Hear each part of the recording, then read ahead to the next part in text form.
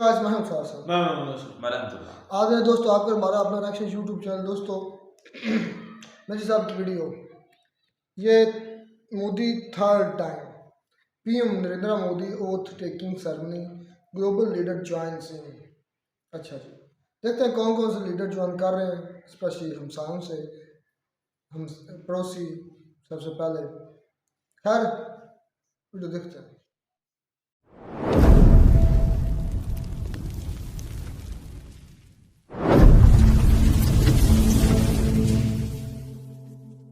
प्रधानमंत्री मोदी अपनी शपथ ले लेंगे। प्रधानमंत्री मोदी ने इन लोगों को बुलाया क्यों? कारण क्या था इनको बुलाने का कि साहब आप आइए। बड़ी बात है, एक मैसेज जाता है कि श्रीलंका और भारत एक साथ खड़े हुए हैं। बड़ा स्मार्ट आदमी है, ऐसे मौसम में आया है, ऐसे माहौल में आया है कि इसको कोई कुछ नहीं कहे। इनके पहले केपी शर्मा ओली जी हुआ करते थे। केपी शर्मा ओली तो कंप्लीट चाइनीज टूज। वो सीता माँ का घर है जनकपुर, वो भी नेपाल में है। और सबसे बड़ी चीज जो मेरे लिए है वो पशुपतिनाथ का मंदिर है। मैं जा चुका हूं वहां पे दर्शन के लिए काठमांडू में। भारत की जिम्मेदारी है the safety and security of Bhutan and India guarantees the safety and security of Bhutan. हमारे बहुत अच्छे संबंध है और एक जमाने में भूटान के जो राजा थे वो तो हर साल या हर दूसरे साल हमारे 26 जनवरी में बाय डिफॉल्ट ही to be the chief guest और उनको बड़ी इज्जत देते थे, आज भी इज्जत देते हैं इवन टुडे। जय हिंद दोस्तों, मैं हूं मेजर गौरवारी और आप देख रहे हैं द चाणक्य डायलॉग्स। इस वीडियो को लाइक करिए, हमारे चैनल को सब्सक्राइब करिए, बेल आइकन दबाना बिल्कुल भी मत भूलिएगा। दोस्तों, इसके पहले कि मैं वीडियो शुरू करूं, मैं आप सबको धन्यवाद देना चाहता हूं हाथ जोड़ के चाणक्य फोरम और चाणक्य फोरम की टीम की तरफ से, पूरी टीम की तरफ से। The Chanakya dialogues Hindi has touched 2.5 million subscribers. 25 lakh लोग हमारे सब्सक्राइबर हो चुके हैं और एक एक को, और वो जो हमारे वीडियो देखते हैं लेकिन सब्सक्राइब नहीं करते, उनको भी बहुत बहुत धन्यवाद। ये बड़ा अचीवमेंट क्यों है दोस्तों? क्योंकि हमारा चैनल कोई एंटरटेनमेंट वाला चैनल नहीं है। हमारे चैनल में ऐसी कोई बात नहीं है कि जो आम आदमी है उसको बड़ा पसंद आए चैनल। अगर ये एंटरटेनमेंट का चैनल होता, अगर ये स्पोर्ट्स का होता, बॉलीवुड का होता, या इवन बच्चों के एजुकेशन के लिए होता, या कोई ऐसा चैनल होता, तो जाहिर सी बात है इसमें कई ज्यादा और सब्सक्राइबर होते। लेकिन ये बहुत एक नीश प्रोडक्ट के लिए है और नीश प्रोडक्ट है जियोपॉलिटिक्स। यहां पे ज्यादातर जो बातें होती हैं जियोपॉलिटिक्स की होती हैं और जियोपॉलिटिक्स बहुत कम लोगों का इंटरेस्ट है। आप 25 लाख स्पेशल हैं, आप 25 lakh, you the cream of the cream, because जिसको अंग्रेजी में कहते हैं ना, या फ्रेंच में कहते हैं creme de la creme, the cream of the cream, क्योंकि बहुत कम लोगों को समझ आती है, बहुत कम लोगों को इंटरेस्ट। एनीवे दोस्तों, जियोपॉलिटिक्स से याद आया कि अभी थोड़ी देर में प्रधानमंत्री मोदी अपनी शपथ ले लेंगे। कुछ 1-2 घंटे बाकी हैं, वो अपनी शपथ ले लेंगे और शपथ में किसको क्या मंत्रिमंडल मिलेगा, कौन सी कार्यभार मिलेगा, वो बात की बात है, वो पॉलिटिकल मामला है। इसमें दोस्तों जियोपॉलिटिकल मामला क्या है? क्योंकि जैसे प्रधानमंत्री मोदी पहले 2 बार कर आए हैं, इस बार भी उन्होंने वही करा, एग्जैक्टली वही चीज करी। उन्होंने हेड्स ऑफ स्टेट को बुला लिया अपने इनॉग्रेशन के लिए। कौन कौन से देश के लोग आ रहे हैं? कई लोग तो पहुंच चुके हैं, कुछ आ रहे हैं, कुछ रास्ते में हैं, कुछ ऑलरेडी दिल्ली अपने होटल्स पहुंच गए हैं। ये देखिए, president of Sri Lanka his excellency mister Ranil Wickremesinghe, president of Maldives his excellency doctor Mohamed Muizzu. मेरे गले में अटक रहा है उसको एक्सेलेंसी बोलते हुए, लेकिन मैं फिर भी बोल देता हूं, मुझे आदमी बिल्कुल नहीं अच्छा लगता, लेकिन कोई नहीं, मेहमान है। Vice president of Seychelles his excellency mister Ahmed Afif, prime minister of Bangladesh her excellency Sheikh Hasina, prime minister of Mauritius his excellency mister Pravind Kumar Jugnauth, prime minister of Nepal his excellency mister Pushpa Kumar Dahal Prachanda, और prime minister of Bhutan his excellency mister Tshering Tobgay. अब दोस्तों, इसके अलावा 50 करीब religious leader आ रहे हैं और lawyers, doctors, influencers, artists, Padma Bhushan, Padmashri, Padma Vibhushan, पता नहीं कौन कौन है। मतलब काफी लंबा चौड़ा प्रोग्राम है और सुरक्षा के लिए बोल रखा है कि करीब 2,500 वहां पे होंगे। दिल्ली पुलिस वाले और पैरामिलिट्री फोर्सेस और सीएपीएफ के लोग वहां पे होंगे वगैरह वगैरह। अब दोस्तों, ये हम देखते हैं कि एक एक करके ये जिनको बुलाया है ना, इंपॉर्टेंस क्या है। प्रधानमंत्री मोदी ने इन लोगों को बुलाया क्यों? कारण क्या था इनको बुलाने का कि साहब आप आइए और आप भारत के प्रधानमंत्री के जो इनॉग्रेशन है, ओथ टेकिंग सेरेमनी, आप उसका हिस्सा बनिए। ऐसा क्यों है? तो सबसे बड़ी बात यह है कि जैसे ये सागर है, security and growth for all in the region, एक इंडिया की पॉलिसी है सागर। नेबरहुड फर्स्ट भी एक पॉलिसी है भारत की, कि जो हमारे पड़ोसी हैं उनको सबसे पहले हम प्राथमिकता देंगे, क्योंकि सबसे ज्यादा ट्रेड आपके पड़ोसियों के साथ होनी चाहिए कायदे से। सबसे ज्यादा ट्रेड आपके पड़ोसियों के साथ होनी चाहिए, सबसे अच्छे रिश्ते आपके पड़ोसियों के साथ होने चाहिए। और ये प्रैक्टिकल भी है, पड़ोसी बगल में रहते हैं तो ट्रेड में ज्यादा खर्चा नहीं होता। अगर आप 7 समुंदर पार जाके ट्रेड करेंगे तो उसमें और खर्चा, इंश्योरेंस का खर्चा, शिपिंग का खर्चा, 10 किस्म का खर्चा। पड़ोसी बगल में, it makes more business sense, makes more diplomatic sense. Bharat किस तरीके से अपना स्फेयर ऑफ इन्फ्लुएंस बढ़ा रहा है ये देखिए। तो श्रीलंका की जहां तक बात करते हैं, आप जानते हैं कि यहां पे चाइनीज इन्फ्लुएंस काफी था। भारत ने 4-4.5 अरब डॉलर मदद के लिए भी दिए थे श्रीलंका को, ये बहुत बड़ा काम करा। दूसरी चीज, श्रीलंका की और मदद करी और श्रीलंका ने भारत की मदद से, श्रीलंका फिर जो बहुत बुरे एक डिफॉल्ट में चली गई थी, वहां से ऊपर उठ के श्रीलंका आ गई। तो ये एक तो बहुत बड़ी बात है। और श्रीलंका के प्रेसिडेंट का होना, विक्रमासिंघे साहब का होना, एक बहुत बड़ी बात है। एक मैसेज जाता है कि श्रीलंका और भारत एक साथ खड़े हुए हैं, ये बड़ा इंपॉर्टेंट मैसेज है। दूसरा, प्रेसिडेंट ऑफ मालदीव्स मोहम्मद मुइजू, ये भी आ रहे हैं। मोहम्मद मुइजू के आने की बात, इनके जो फॉरेन मिनिस्टर आए थे, जयशंकर साहब ने जिसकी क्लास ली थी, वो जो फॉरेन मिनिस्टर थे उसने बोला था कि आएंगे आएंगे, ये जरूर आएंगे। अब इनको बहाना मिल गया। और मोहम्मद मुइजू बड़ा स्मार्ट आदमी है यार, he is not a stupid guy, he is a very smart guy. इसने क्या करा कि अब देखो, उस दिन जाहिर सी बात है सबका मूड अच्छा होगा, क्योंकि नई सरकार गठित हो रही है, ओथ टेकिंग हो रही है ना। तो उस समय तो इसका कोई कुछ करेगा नहीं भाई, ठीक है, on the side lines dinner होंगे, लंच होंगे, हेड ऑफ स्टेट आ रहे हैं, छोटी बात तो है नहीं, तो ये सब होगा। लेकिन भाई ऐसा तो कोई नहीं ना पकड़ के किसको रगड़ दे वहां पे। तो ये भी बड़े अच्छे माहौल में, जैसे घर में शादी होती है, फिर कोई आता है मिलने के लिए, तो आप गिले शिकवे छोड़ के उसको मेहमान नवाजी में लग जाते हैं। बड़ा स्मार्ट आदमी है, ऐसे मौसम में आया है, ऐसे माहौल में आया है कि इसको कोई कुछ नहीं कहे, और भारत और मालदीव्स के रिलेशन धीरे धीरे ठीक भी हो जाए। तीसरा है vice president of Seychelles Ahmed Afif, ये भी बहुत जरूरी है। सेशल्स भी हमसे ज्यादा दूर नहीं है। सेशल्स, अगर आप देखें मैप, सेशल्स दूर नहीं है। सेशल्स भी एक सीफेयरिंग नेशन है और स्ट्रेटेजिकली भारत के लिए बड़ा इंपॉर्टेंट है। भारत का आउटरीच रहा है, भारत के पुराने रिश्ते रहे हैं सेशल्स के साथ, और जितना इन रिश्तों को मजबूत करा जाए, बढ़ाया जाए, उतना भारत के लिए भी अच्छा है और सेशल्स के लिए भी अच्छा है। फिर इसके बाद prime minister Bangladesh Sheikh Hasina old friend of India, Bharat की पुरानी दोस्त, बांग्लादेश भारत का दोस्त।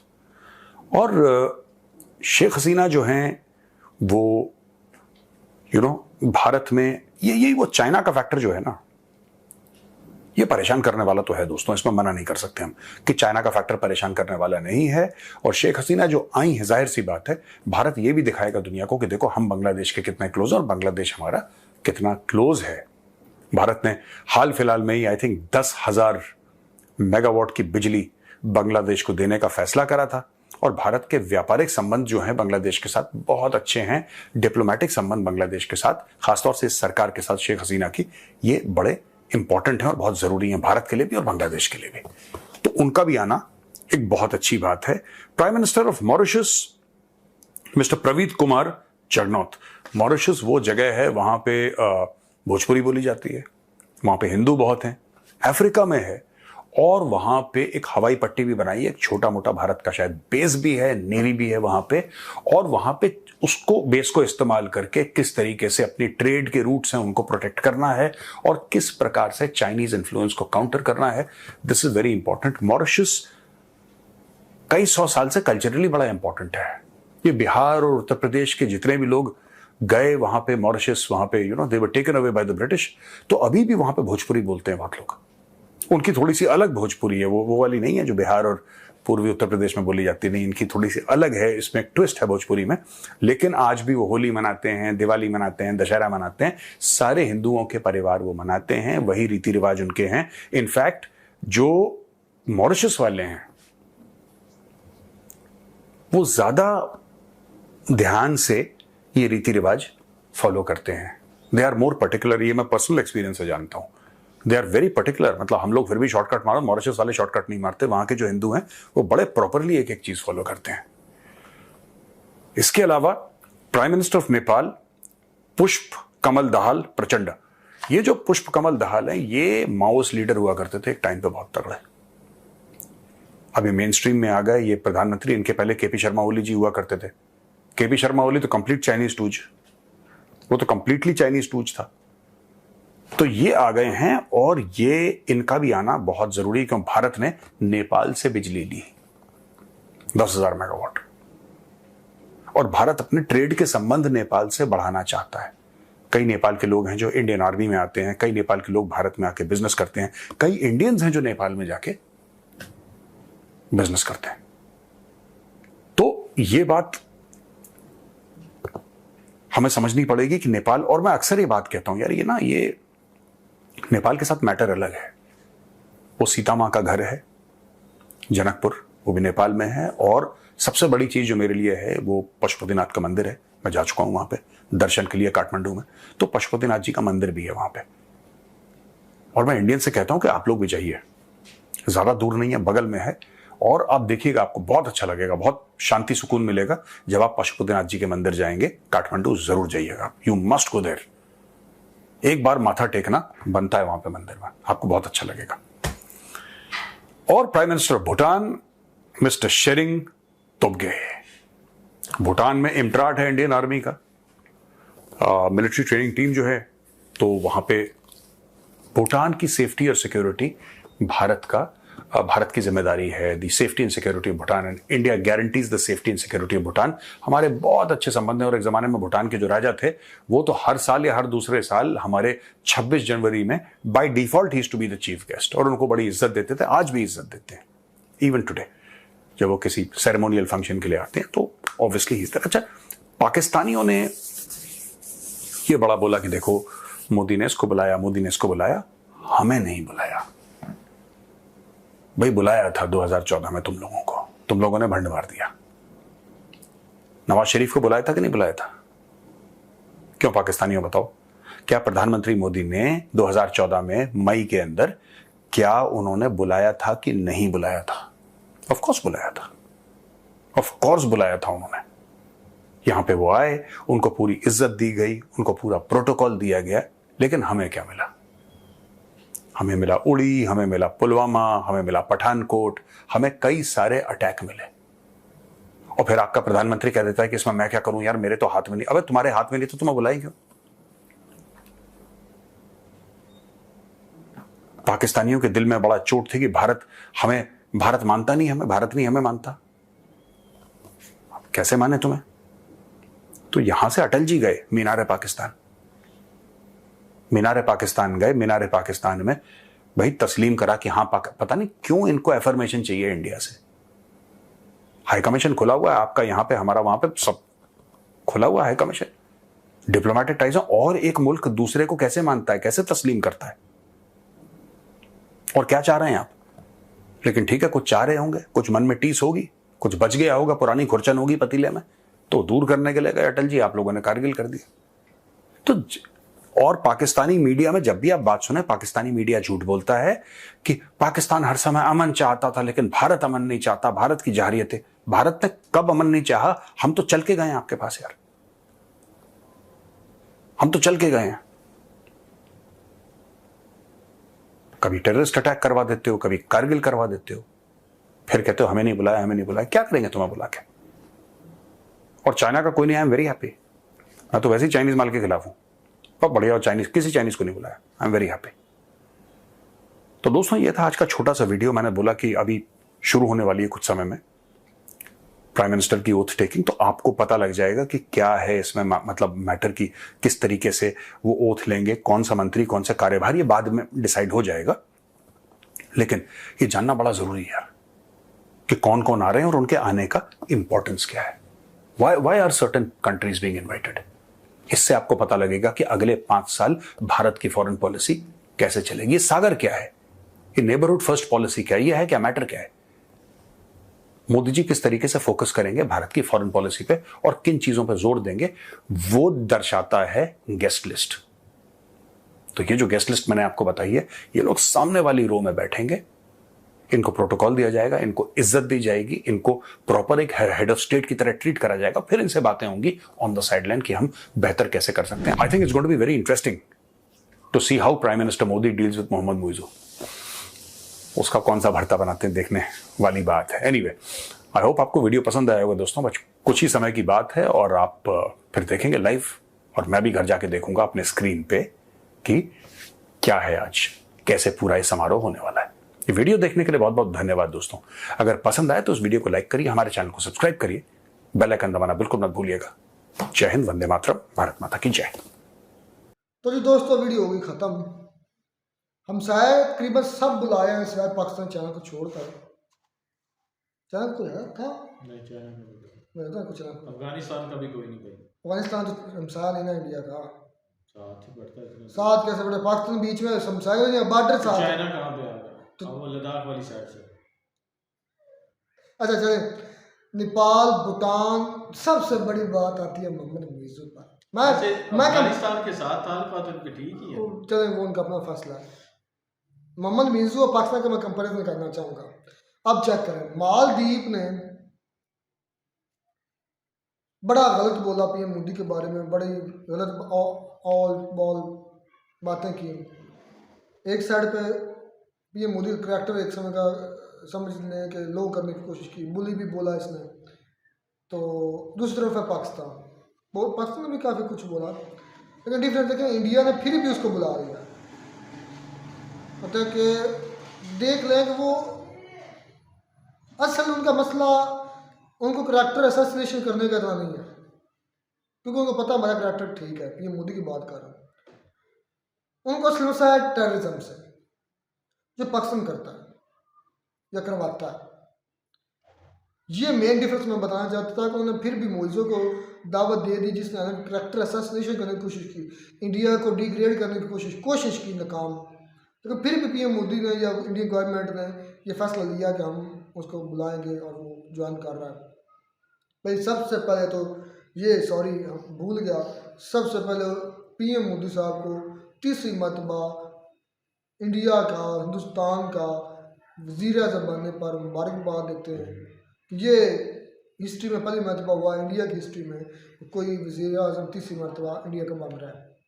जवाहरलाल नेहरू आई थिंक 2 मरतबा बने थे, 2 मरतबा बने थे।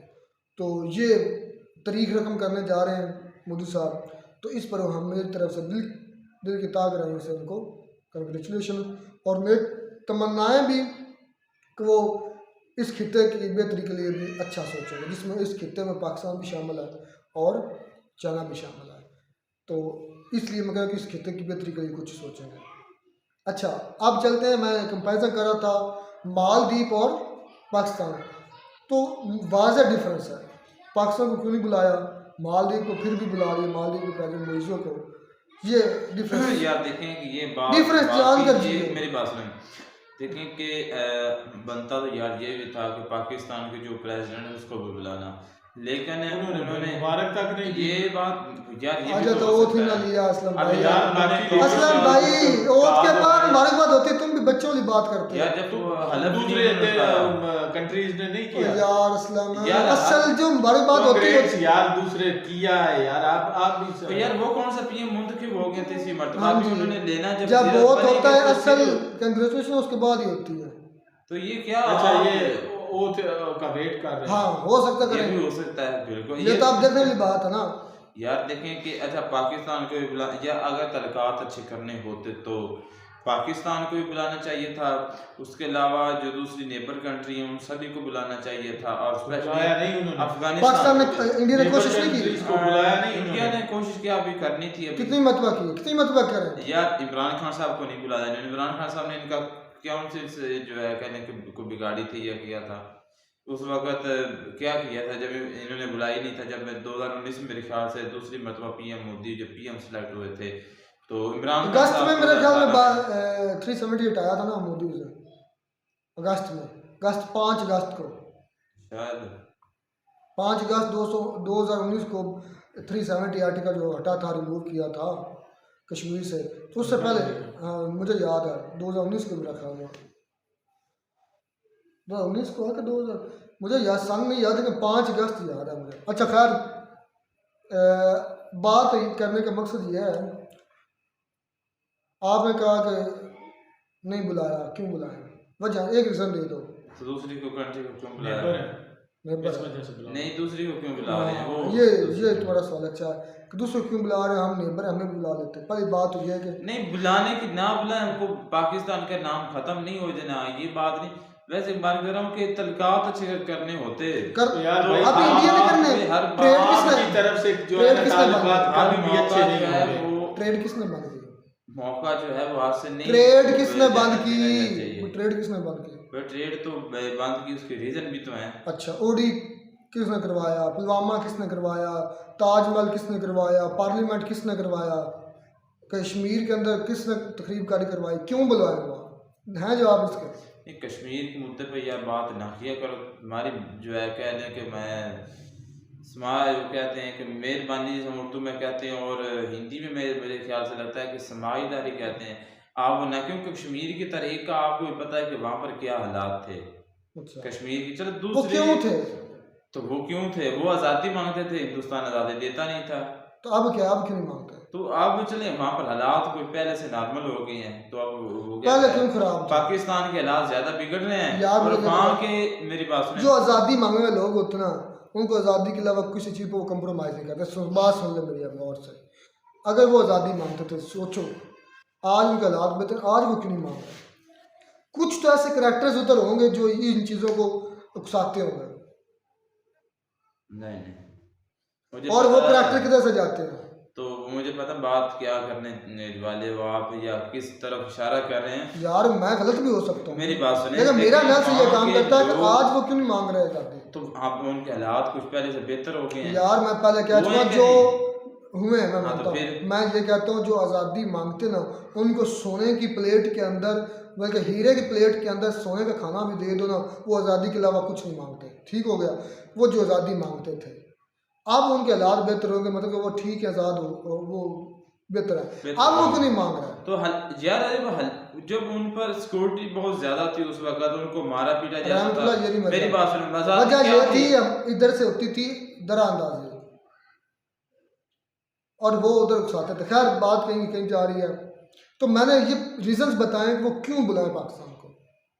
आपने कहा कि हमसाया है, क्यों बुलाए, हम भी नहीं, तो मैंने ये वजह बताई, पुलवामा, कश्मीर, पार्लियामेंट, ताज होटल, उसके बाद खुद ट्रेड बंद करना, उसके बाद अटल बिहारी वाजपेयी, उसके बाद 4 जंगें, मोइज़ो सबसे बड़ी ये अभी भाई 99 मोइज़ो को बुलाया उन्होंने इस वजह से क्योंकि उसने इतना बड़ा नहीं कांड किया, हालांकि करैक्टर असैसिनेशन उसने किया की है, है, थोड़ी मोदी साहब के खिलाफ बोले हैं, जिन्होंने बोला है उनको उन्होंने मुअत्तल कर दिया। लेकिन सबसे बड़ी बात यह है कि पाकिस्तान ने जो किया है वो बुलाया नहीं जा बर्दाश्त सकता, नहीं है। क्योंकि टेररिज्म जो है ना, वो बार बार एस जयशंकर साहब भी बोलते हैं कि टेररिज्म जो है ना वो सारा पाकिस्तान की तरफ से होता है, हम क्यों उनके साथ जो है ना ट्रेड करें या उनके साथ कोई भी किसी किस्म की डील करें। और फिर तो जिस वजह से किसी भी कंट्री का सुकून जो है बर्बाद हो और उनके लोगों की जाने जाए, तो वो फिर क्यों करें उनके आपके साथ ट्रेड या आपके साथ किसी किस्म की भी कोई डील। हाँ जी, चलिए जी, खैर best of luck for India and best of luck for Modi साहब। मिलते नहीं वीडियो नाटक साथ। God bless you.